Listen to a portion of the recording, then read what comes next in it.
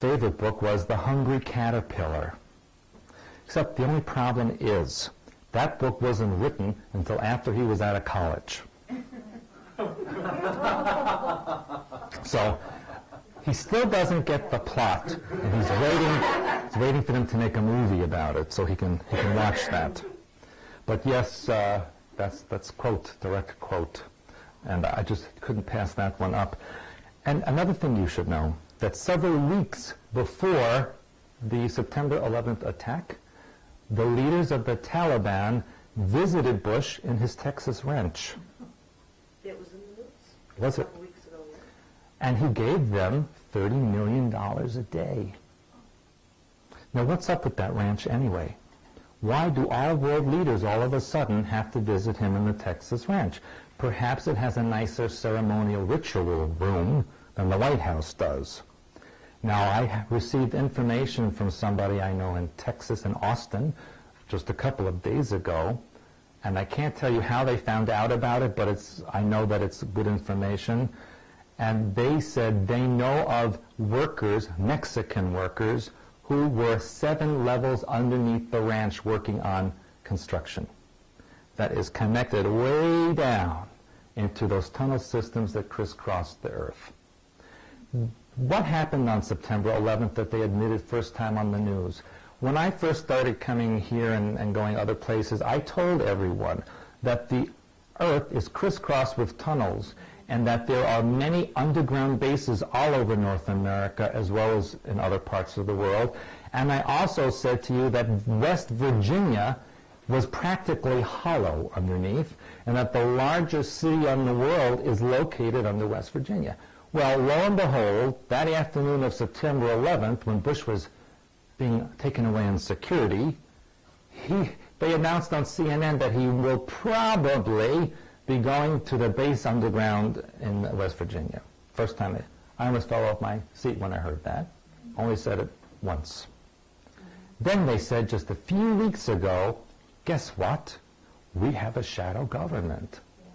Now, I've been using that term for a long time, so have other people, and everyone said, how ridiculous is that? Well, now they admitted it. But they admitted it in such a way that everyone said, oh, thank God there's a shadow government, because if they blow up Washington, at least there'll be people living under the ground somewhere that'll be running the place. So thank God that there's a shadow government.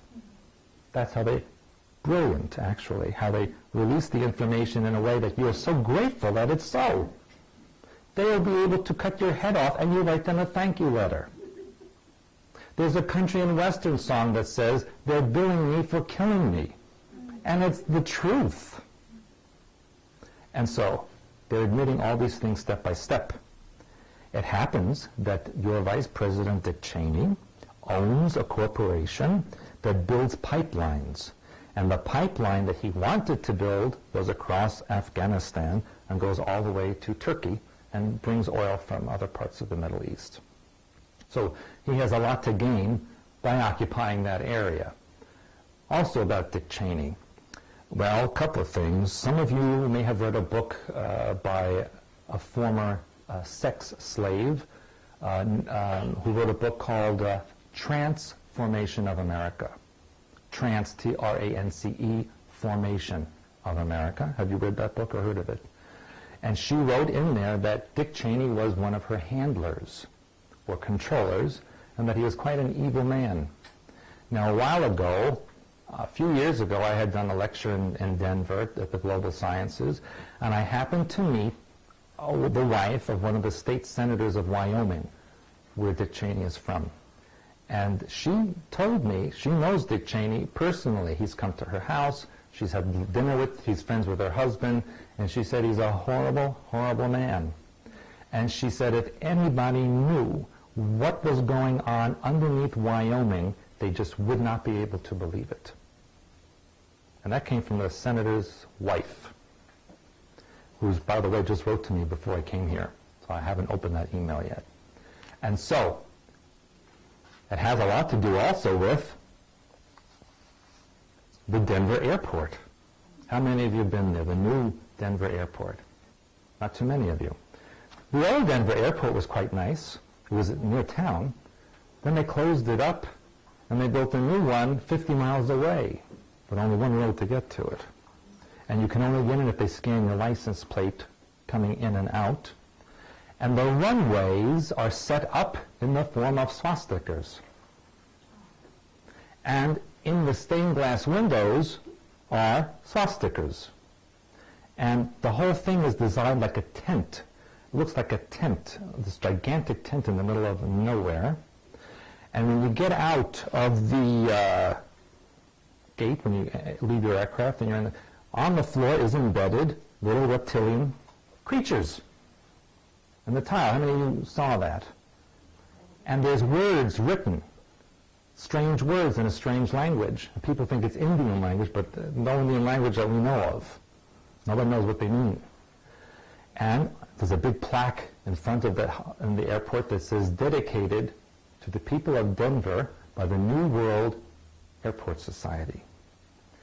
Now, at baggage claim 17, there is a mural about the size of this wall, and on that mural is a picture of a black woman, a Hispanic woman, a Jewish woman, an Oriental woman, and an Indian woman lying dead in their coffins, holding dead babies. And standing above them with a sword in lederhosen is a little blonde boy with blue eyes. You could go see it. There's a picture of it here, but it's very small. It's very small. I'll try to find that for you. But it's right there in the open. Yeah, you can see, I don't know if you can see, they took little pieces of it. You can come up later and look at it. But it's, yeah, here's the women lying in their coffins. And there's a little boy with the sword. A blonde boy. And, oh yes, there's also a picture of a skull, a man in a Nazi war suit and a skull with a sword trying to kill people. This is at the airport, while you're getting your luggage. Yeah, very pleasant. So what's the subliminal messages behind that? The subliminal, and here's another thing though. There's enough concrete underneath the new Denver airport to build a 6-lane highway from Denver to Chicago. Nobody knows why. And all the workers that built the underground have been sent elsewhere. They're not to be found. Long story there, but I can't go into that whole thing. It's a holding pen.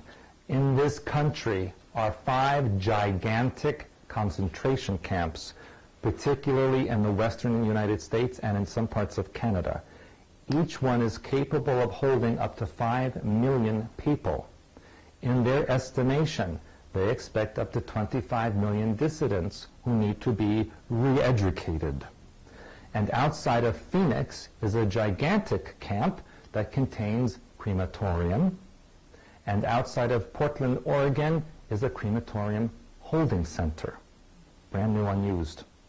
In 1997, the Government Accounting Office ordered 200 million body bags.